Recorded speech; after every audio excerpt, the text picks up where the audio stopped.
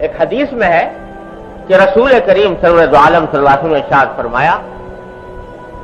کہ جب رات کا 1/3 حصہ گزر جاتا ہے تو اللہ جل جلالہ آسمان دنیا پر نزول فرماتے ہیں اور ان کی طرف سے یہ اعلان عام ہوتا ہے کہ ہے کوئی مغفرت طلب کرنے والا جس کی میں مغفرت کروں، ہے کوئی رزق مانگنے والا جس کو میں رزق دوں، ہے کوئی جو مبتلا آزار ہو، مصیبت میں مبتلا ہو، جس کو میں عافیت عطا کروں۔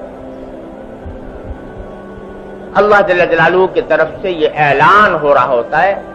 پہلے 1/3 رات گزرنے کے بعد مسلسل یہ اعلان اللہ تعالیٰ کی طرف سے جاری رہتا ہے صبح تک۔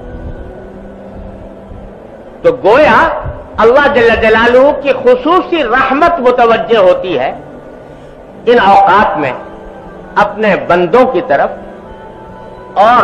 جو بندے اس وقت میں اللہ جل جلالہ سے اپنا رابطہ جوڑتے ہیں اور تعلق قائم کرتے ہیں وہ اللہ تعالیٰ کی ان رحمتوں کے سزاوار ہوتے ہیں۔ بڑا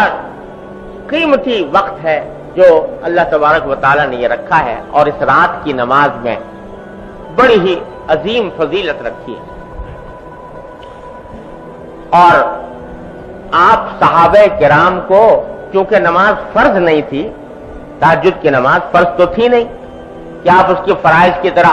تاکید فرماتے، لیکن ترغیب دیتے تھے رات کی نماز۔